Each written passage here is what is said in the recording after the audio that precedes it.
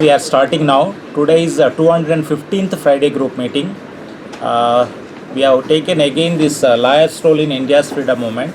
This book was released by Chief Guest, our Chief Guest that day, and that is 17th August 2023, Mr. B.R. Gavai Saab. So this was today our, earlier we addressed, on 1st September 2023, 20th October 2023, 1st December 20th, 2023, 26th April 2024, nearly we have taken 20 freedom fighters of this country, unsung heroes and topmost this thing, and our own, this was contributed by our own Friday group members. Now today's speaker is actually first speaker supposed to be Pavan Duggal because he is slightly busy. Now I request Ms. Azad Singh, he is going to address on Chakravarti Rajagopalachari. Ms. Rajat, now you can initiate your this thing. 10 minutes plus minus whatever you want. I mean, you can introduce yourself and you can introduce your freedom fighter also. Where is that?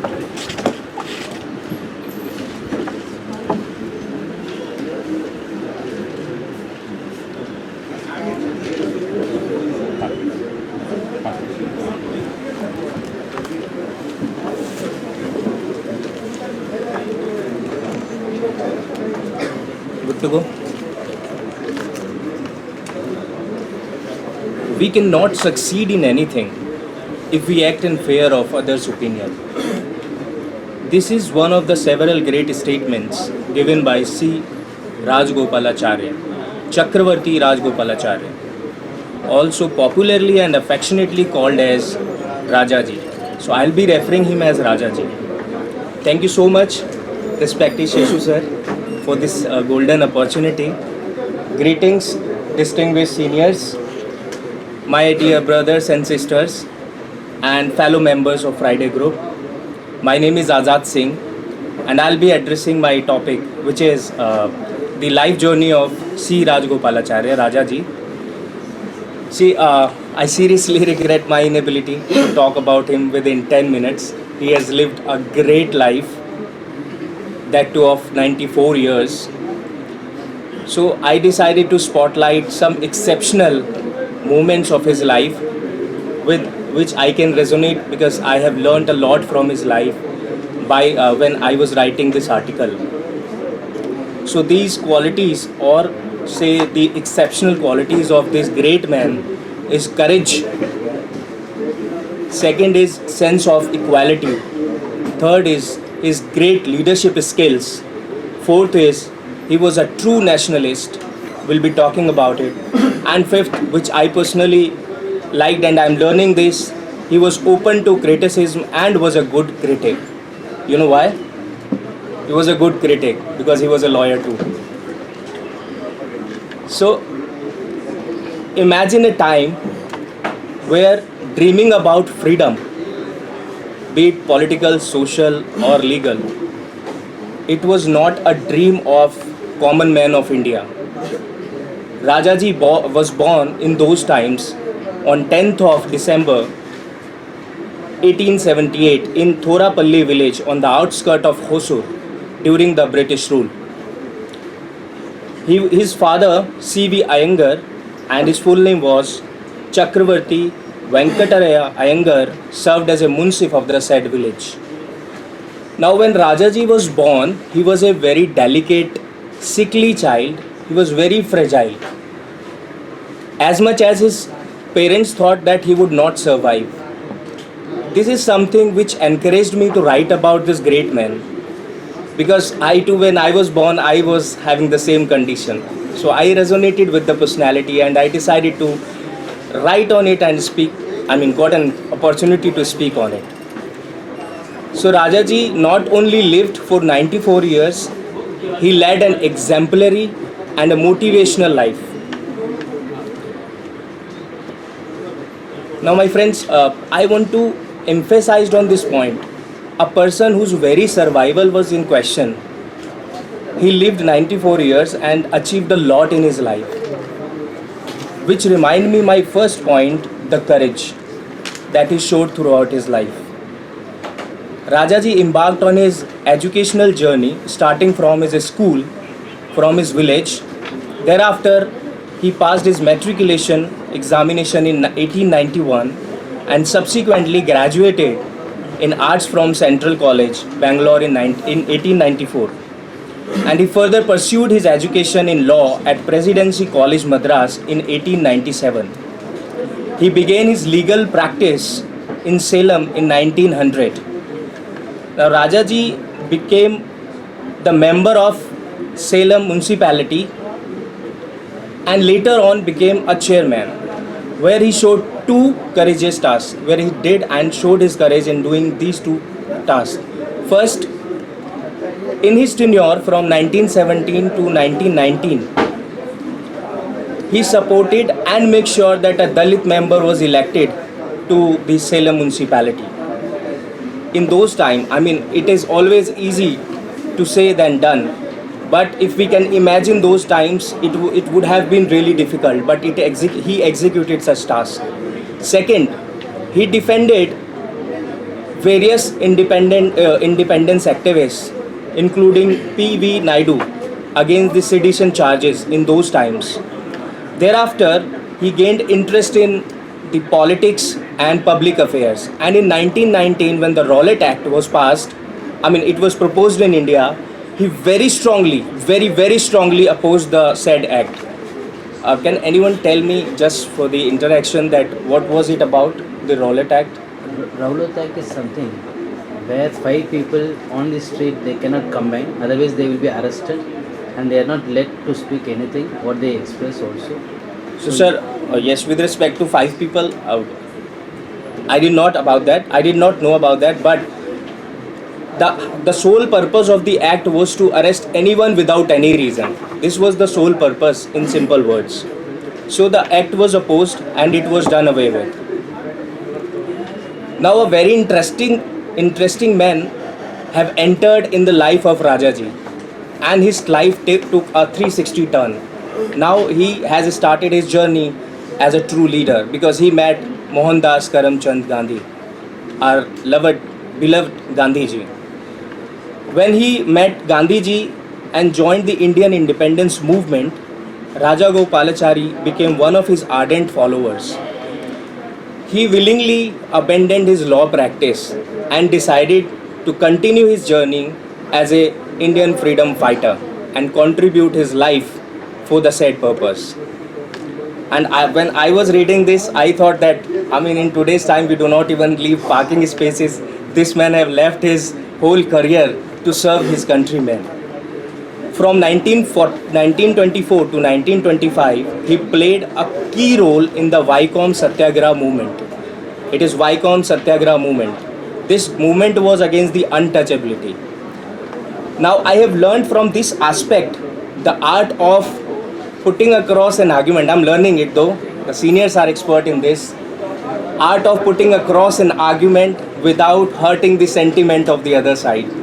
So he advocated for abolition of untouchability while maintaining the essence of caste system. Further, in his famous speech in 1924, he reassured that upper caste Hindus, stating that Mahatma Gandhi did not aim to abolish the caste system, but rather to eliminate untouchability. So he cleared it to the public, general public, so that there will not be any kind of chaos. Here, he also emphasized the need for people to treat each other with dignity and respect. That's what I personally understand by equality. Irrespective of what is written in the Constitution from Article 14 and of the Constitution and in the following articles. Here I recall another great statement by Rajaji, and he says, and I emphasize on this, do not demand love. He says, do not demand love. Begin to love and you will be loved back. If I may circle back in 1921 that I was talking about before, untouchability, he was elected to Congress Working Committee and served as a General Secretary of the party. During the year 1922, Indian National Congress session in Gaya, Rajaji boldly opposed collaboration with the colonial administration and participation in diarchal legislature established by the Government of India Act 1990. Now this was a very bold movement, and his leadership played a pivotal role in the victory of No Changers. Does anyone have any idea about the No Changer, the term No Changer in context of what we are talking about? So No Changers, just to give you a brief, No Changers were those who opposed an end to the mandatory requirement of congressmen to spin khadi and do social service as a prerequisite for office. Now I have also learned from him that how to raise your voice even within your group if something is wrong, and where the Mahatma Gandhi called him his conscience. Conscience, I personally understand that it is something which tells you the difference between right and wrong, that something is right, something is wrong. So Mahatma Gandhi called Rajaji as his conscience. His ability to raise his voice reflects when he opposed contesting election for the Imperial Legislative Council and Provincial Legislative Council, which led to the resignation of important Congress leaders, two important Congress leaders, Shri Motilal Nehru ji and Shri C.R. Das, which simply shows that he did not fear to do the right thing, no matter what. So I am learning this. In the early 1930s, Rajaji emerged as one of the prominent leaders of Tamil Nadu. So I believe every one of us is aware about the Dandi March, right? Because I was talking to some law students and they were not able to recognize the photograph on our book. So I explained them. So Dandi March was something which happened and led by the Gandhiji for 387 kilometers. It was a march for 387 kilometers, which was done from Sabarmati to Dandi. It was a place in Gujarat with his 78 trusted volunteers, followed by millions of Indians, which were not expected in those times. And it was against the British salt monopoly. Rajaji broke. Now his part comes here when he broke the salt law at Vedranayam near Nagapattinam alongside Indian independence activist Sardar Vedratanam. Now this act of civil disobedience led to his sentencing to 6 months of rigorous imprisonment. But he went to jail in those times and got something fruitful because he became the president of Tamil Nadu Congress Committee. Following the enactment of the Government of India Act in 1935, Rajaji played a crucial role in persuading the Indian National Congress to participate in 1937 general election. His contribution to the independence movement were not confined to politics alone. He was a brilliant lawyer, a committed socialist, and a staunch advocate for the eradication of orthodox religious and social custom. Now, in the interest of time, some of his notable achievements which I want to state. He was one of the first recipients of India's highest civilian honor, which is the Bharat Ratna. Rajaji served as a member of Governor General's Executive Council from 1946 to 1947 and subsequently became the Governor of Bengal from August to November 1947. He became India's first and last Indian Governor General from 1948 to 1950. A position that underscored his pivotal role in shaping our nation's destiny. Later in 1951, he assumed the office of Minister for Home Affairs in the central government. Considering his diplomatic style, it is with deep reverence and gratitude that we remember Rajaji's extraordinary contribution to nation's struggle for independence and the subsequent building of a free and democratic society. He was a man of remarkable vision, courage, as I said, and wisdom, who dedicated his life to the service of his fellow countrymen. Now, Rajaji left us on 25th of December 1972 at the age of 94. But his legacy lives on as an enduring source of inspiration.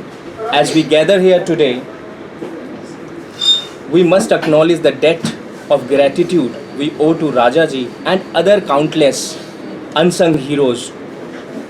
Most of them are there in the book, those who were lawyers, but there were other unsung heroes. We must owe them, and let's draw strength from their example and commit ourselves to preserving and nurturing the democracy they so violently fought for.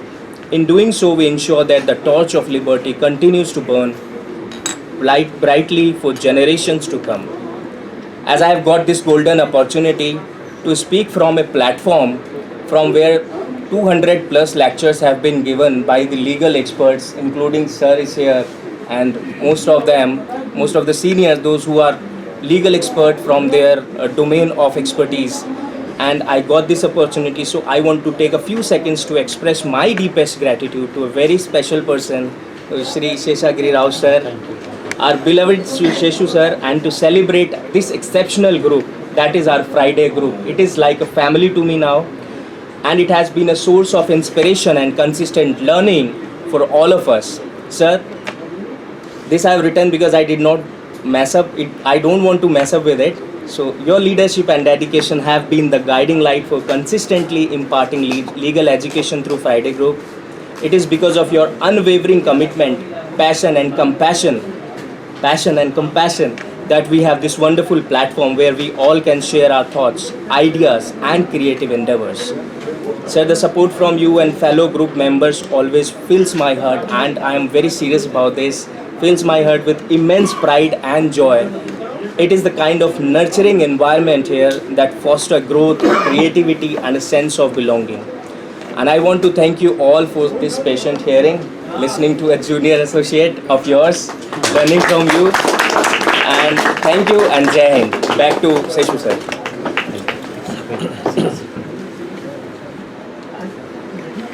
Thank you, Azad. Very nicely explained everything about Rajagopalachari, Rajaji.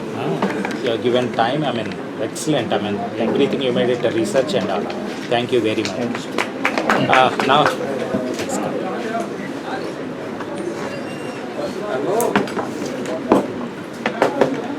Now, I request Mr.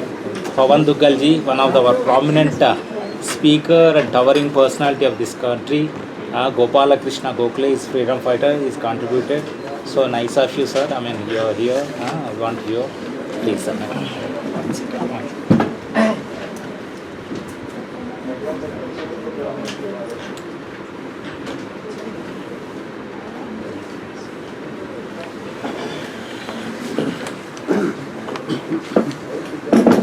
Good afternoon. I was in school and I was in 6th class and we were studying the history of the Indian independence. And when you are in class 6th, you have got your own fuzzy visions of how freedom fighters were. So one of the names that came forward at that time was Gopal Krishna Gokhale. But then we only saw him as a face of the moderate section of the Indian Congress. And of course, he was one of the earliest movers. That was a fantastic step forward as far as the awakening of the Indian nation was concerned. But then the class ended somewhere down the line. At the back of one's mind, the impression of this very moderate but very significant and emphatic personality remained with me. Decades later, when Sheshuji asked me to write a chapter on Gopal Krishna Gokhale ji, I once again revisited my memories of my childhood. And I realized that rather than just a fuzzy picture of a freedom fighter, here was a towering personality who, if he would have been born in today's times, he would have got far more mileage, he would have got far more coverage, and he would have been far more emphatic and influential in his influence and impact. But those days were not the days of social media. Those days were the days when India was just about beginning to get started as far as the need for self-rule is concerned. So 1889 is the first time when Gopal Krishna Gokhale ji joined the Indian National Congress. And very quickly, he transformed himself. Please remember, he came from a middle-class family, but in him was imbibed the vision that we must work towards a self-rule. So when he studied law and he became a lawyer, I think the legal propositions, the legal principles that he studied remained with him. That's why one of his guiding philosophies in the entire career was, let's work within the constitutional boundaries of existing law and try to push the envelope so that we can give more self-rule, more political powers to Indians per se. And that was his philosophy all across his life. So 1889, he joined the Indian National Congress. In a few years, he became the face of the moderate section of the Indian National Congress, who believed in ensuring that they work within the ambit of the law. Being a lawyer, being a humanist, being a social reformer, he brought distinctive perspectives onto the table. More importantly, as a social reformer, he was very concerned that there are massive abuses happening in the Hindu religion, in the Hindu society, and he worked towards curbing those respective practices. He was dead against against child marriages, and therefore worked extensively towards curbing the menace of child marriage and towards Indian independence. So there was a lot of people believe a perception of a conflict between Gopal Krishna Gokhaleji's philosophy and Bal Gangadhar Tilak's philosophy. But while both of them were on two different ends of the spectrum, the remarkable point was that they were both two streams that were ultimately finding their own ways as they were walking or they were moving towards the ocean. The ocean represented the final goal, the Indian independence. And the routes that Bal Gangadhar Tilakji wanted to take and Gopal Krishna Gokhaleji wanted to take were different. They were traversing different landscapes, but the ultimate goal was the same. So despite being opposed to each other in terms of philosophy, in terms of political views, they had massive respect and regard for each other. And this regard was evident at numerous times when Gopal Krishna Gokhaleji openly complimented and congratulated Bal Gangadhar Tilak for his contribution. And the same was actually replicated when Bal Gangadhar Tilak also went ahead and paid glowing tributes to the contribution of Gopal Krishna Gokhaleji. So I think if I was to look at the Indian independence movement, this movement would not have gained the kind of traction that it ultimately did had the seeds not been fed by a political personality like Gopal Krishna Gokhaleji. A great humanist, a great philosopher, a great reformer, and ultimately a great believer in legal values and systems. He embodied a different mindset of being moderate. He also believed in Vasudhaiva Kutumbakam, the entire world is one family, and started working in that particular regard. But while that was in that era, I was just wondering when I was coming here, if Gopal Krishna Gokhaleji was to be born today, in the age of the social media, in the age of the internet, and in the age of artificial intelligence, what would have been his message? I think his message would have still been the same. He would have given the same message to Indians: you have got liberated, but you have gone into a different kind of dependence on technology, and that you need to adopt a more moderate viewpoint in adopting everything. Take everything, but in small moderation, so that ultimately it does not land up harming you, your interests, your visions, and your thought processes. And I think it would have been wonderful to have him. If I had a time machine and if I could press that time machine, it would have been lovely to see Gopal Krishna Gokhaleji's in today's times, and how his thought process of being moderate would have been equally relevant. In fact, his thought process actually represented the traditional intelligence and the wisdom of the Vedas and the Indian philosophy and civilization, which is to do everything in moderation. That's the key for long-term success.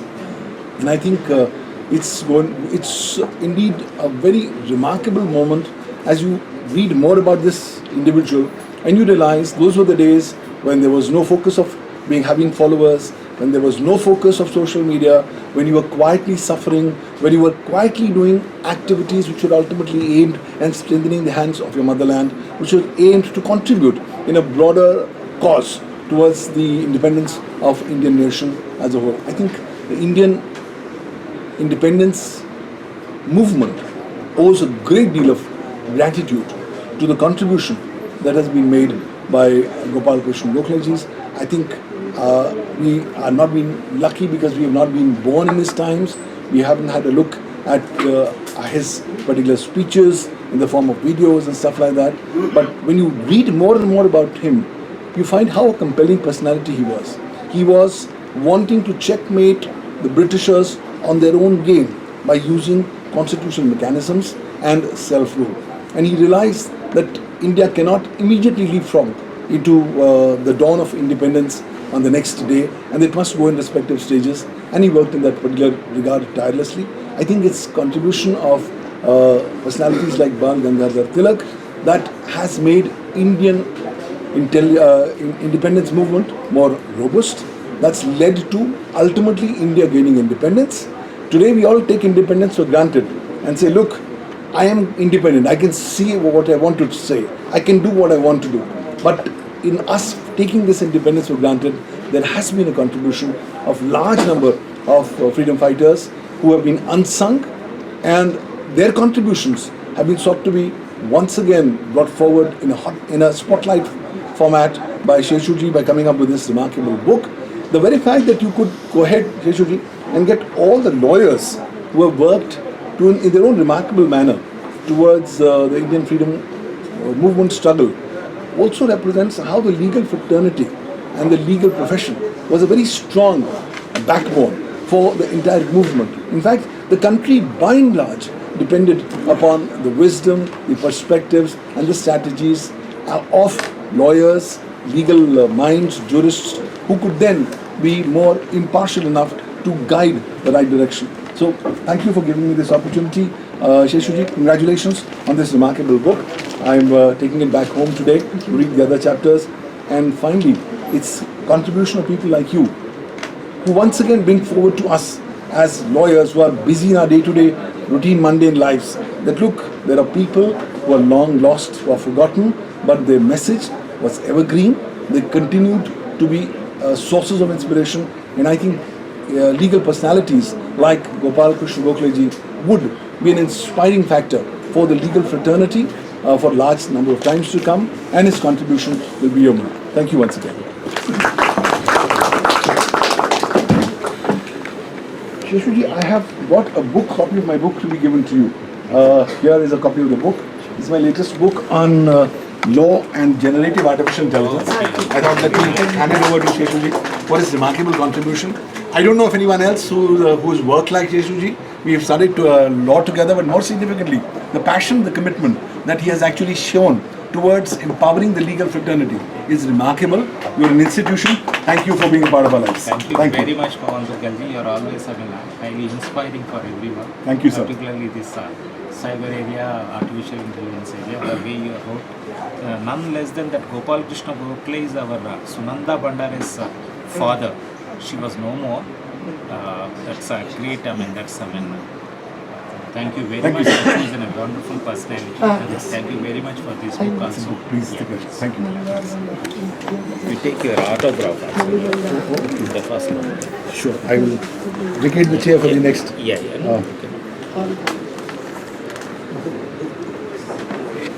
Yeah, wait.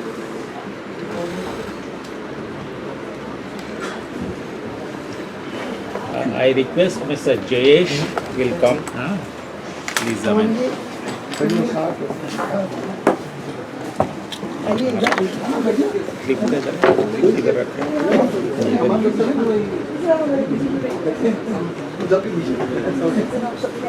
Mr. Jayesh, UnniKrishnan is going to speak on freedom fighter name is Shri K.Ayyappan Pillai.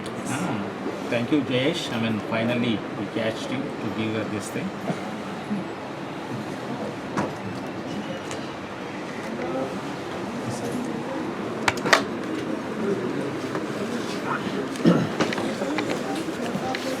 Good afternoon to all of you. In fact, I have a bad throat today, but so please bear with me. So I feel to be very proud to be a member of this family Friday group, which is now has crossed all standards, I will say.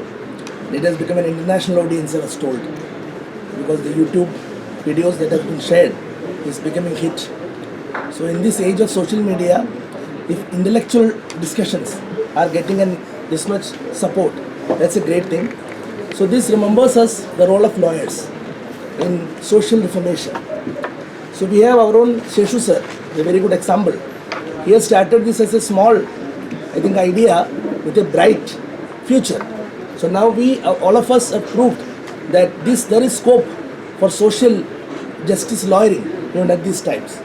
So for that, our example is Friday group itself. So when I thought of a freedom fighter, 2-3 things came into my mind. One was that should not be a very famous personality, because the purpose of discussing unsung heroes was one of the important things. And it should be a person whom I can relate with, in the sense, that person should be from my place. Because in Supreme Court, the most fantastic thing in Supreme Court is we have India as it is. I think we have people from all states, of course it is there. Now people from all regions, all districts perhaps, are available in Supreme Court. We are a growing family. So I considered a person from Kerala, because I belong to Kerala. And another thing I found is, I was considering a person who have grown across political spectrums. And third person was a lawyer, of course, a socially committed lawyer. Additionally, a person who has considered mediation as a very important tool to enhance the concept of justice. So that is why K.Ayyappan Pillai qualified all this.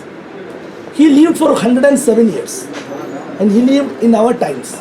He just passed away in 2022. So Ayyappan Pillai's initial days, he was born in Trivandrum, in the Travancore kingdom, and he started, his father was Diwan Peshkar, deputy Peshkar, and he started his studies etc. in Trivandrum and completed, because the deputy Peshkar was a transferable job. So his father was transferred to different parts in Kerala, so he was travelling along with him. But he completed his graduation and his law at the Government Law College, Trivandrum. After that, Quit India movement came. So he was influenced. There is a common thread of all the freedom fighters that we discuss here and otherwise also. That is the influence of Mahatma Gandhi. So he also came into touch with Mahatma Gandhi during Quit India movement, and he had a personal interaction with Gandhiji. So he thought, if a barrister like Mohandas Karamchand Gandhi can become a common man and an inspiration to the whole world, transformed to Mahatma, the first important thing should be, I should remove my black robe. That thought came to his mind. But later he realized that he can continue with his black robe and do social activist loyalty. So that is how Ayyappan Pillai continued in his legal profession, but with the concept of ensuring justice inside and outside court. So he was part of movements, political movements that was there. The Kerala State Congress was active, International Congress as the parent body. So he was involved in that actively. After Quit India movement, he took all the changes, social reform movements in Kerala. He was very active in that. But at the same time, he continued to be in practice. He was a doyen of the Trivandrum bar. Later, it took him to High Court, Kerala High Court at Ernakulam. So his practice was active and his social justice concept was also active. Perhaps he tried to achieve the concept of substantial justice, which is embedded in Article 142 of the Constitution. And what the motto of our Supreme Court says, different from other courts, Yadho Dharmas Tadho Jaya. Not to say that truth always prevails. All other courts have the motto Satyameva Jayade. But when we come here, we face a different motto and a different concept, that is justice or dharma. So dharma should be put beyond even the pedestal of law. That was the concept. So that is why he always tried to ensure justice is given inside and outside the court. Being in the profession also he could do that. So that is a great sort of inspiration even in our times, that when you are a professional, you should never forget your social commitment also. So Ayyappan Pillai's life is a clear example that you can do that, because he has successfully done. And after that, he lived till 107 years and he passed away in 2022 only. So when we consider his life as a whole, as today, what we could find is, despite of the political ideologies, if a person want to fulfill his social commitment, this ideology is not a constraint to him. He can do that. So taking inspiration from Gandhiji, taking inspiration from the freedom movement of Quit India movement, he tried to continue that, considering that this is the main aspect that he had to take care in life. So, but he could continue his profession also in its high standards. So this is the message that Sri Ayyappan Pillai gives to us. Lot of inspiring freedom fighters are there, we find they are all lawyers, there is a common connectivity. Being active in practice and doing social justice, perhaps that is the message that he gives. So this is about the freedom fighter. And about Friday Club, of course it's a pleasure. Friday group, it's of course a pleasure to be here. And always every Friday group meetings are a learning experience. And I believe that this will go ahead, this will go on and reach its new heights. And all of us will be benefited. We have seen people growing through Friday group. So we all are looking for that. And I'm so grateful that you gave a very patient audience to me despite my bad throat. Thank you, Shri. Thank you. Thank you, Jayesh. So nice of you. Very nice. You take your autograph here. Now I request Mr. Here it is. Okay.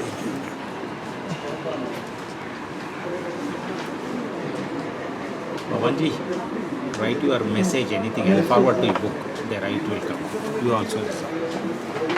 You give it to Pavan. Next page somewhere. SP Ja, please. Shekhar, Prit Ja, please come.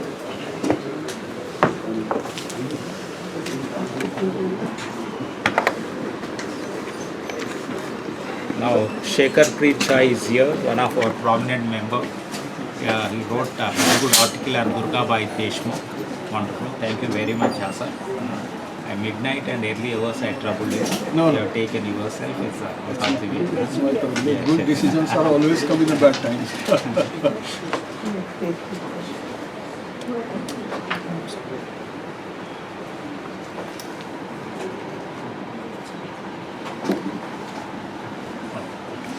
Thanks, friend. Good afternoon. I would start first. Justice Viswanathan in his lecture here had said, it's not a good idea you take it. It's a good that people are working together and you are taking the mass.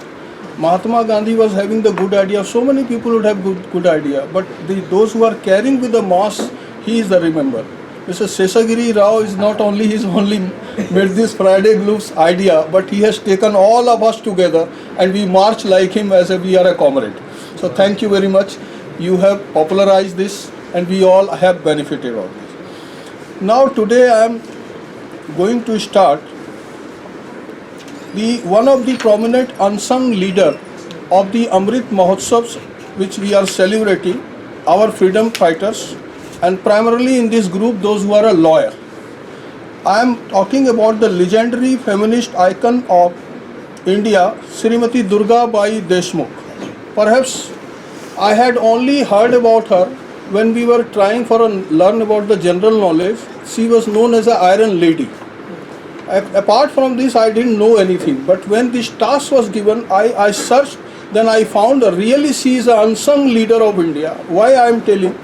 She was born in 1909, the day when there was a child marriage, when the women or ladies were having no right in the property or whatever it is, there was a total discrimination. Though she were having the highest regard in the family hierarchy, she was worshipped like a goddesses like this, but she was having no right in the property, no other control over this. So like other countrymen also, Durgabhai Deshmukh has also suffered a child marriage at the age of 8, but she was a firebrand lady. At the age of 12 she revolted and she got separated from her husband who was a wealthy businessman in the Andhra Pradesh. She was the first lady of Andhra Pradesh who has participated in the freedom fighter movement. She is the first lady that in her 12 years she conceived that there should be a Balika schools in the area, so they should not suffer any discrimination toward the male and female. So her life is very, you can say, struggleful, and then also she contributed a lot of it for the social, political, economical and the upbringing of the ladies. I must tell you that in 1930, when Mahatma Gandhi has given the call of civil disobedience movement and non-cooperation movement, she joined the movement. Hardly she was having the age of 21 years and she went to the jail also 30 to 32 years. in the 1930, 1932 years, so many times she had gone to the jail. Now she has a commitment to educate herself. When the government started thrusting that the English should be the medium for imparting the education, she fought it. And she says that, and she established the local language Balika schools in Andhra Pradesh. Subsequently, she conveys that the Hindustani should be the national language for India, that we should talk it. That was a later of her age, because since it is in context, therefore I referring it. So therefore in 1942, she acquired the law degree. She practiced in the Madras bar, and she was a very prominent lawyer in a criminal law.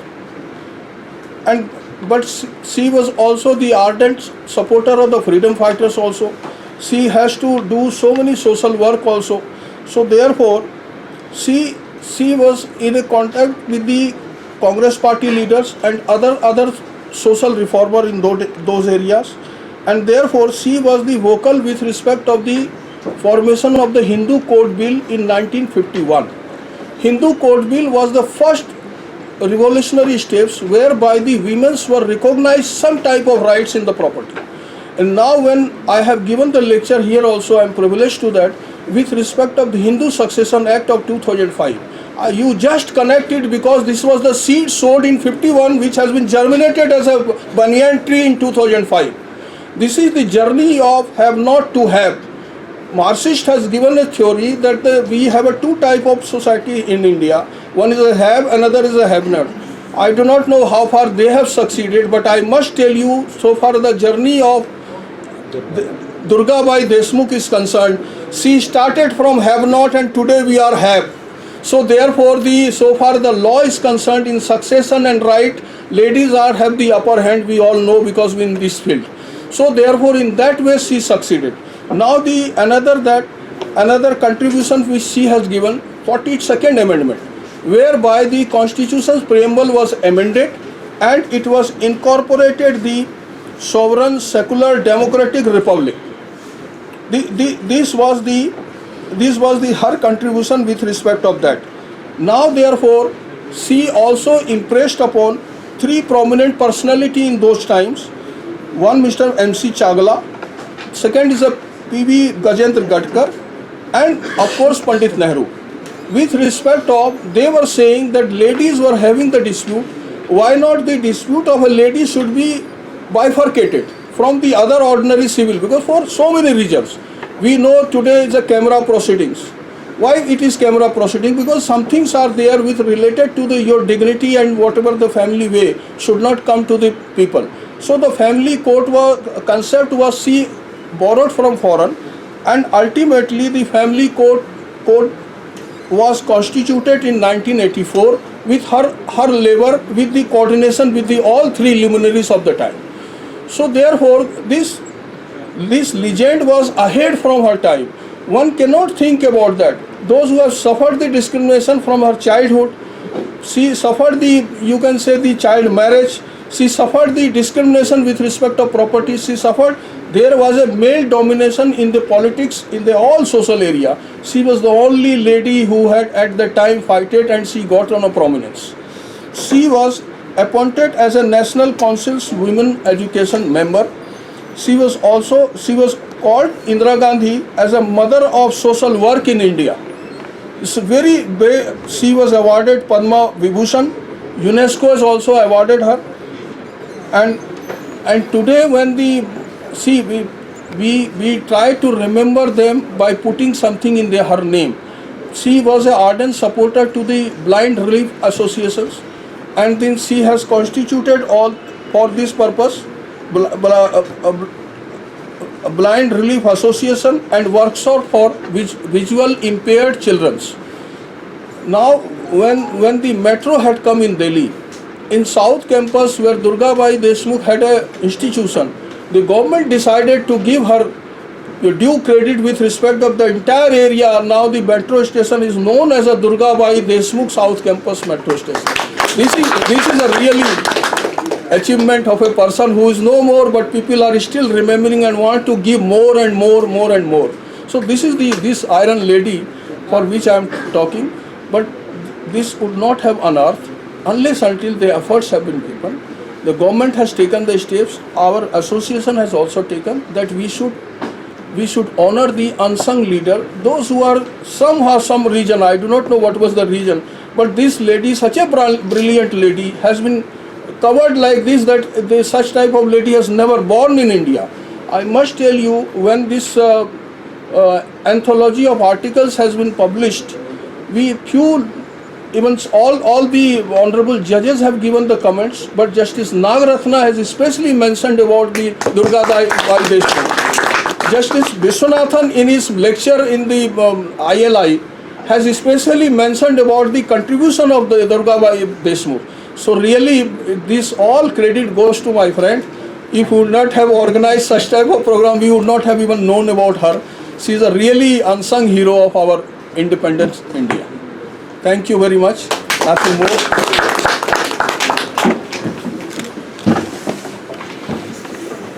Thank you, Jha. Very nicely explained everything in a nutshell. Further, once again, narrated everything about Durgabhai Deshmukh. Here it on to. Thank you very much. Thank you, sir. Thank you. Thank you to all. Thank you very much, friends, joining here and hearing patiently. Yeah.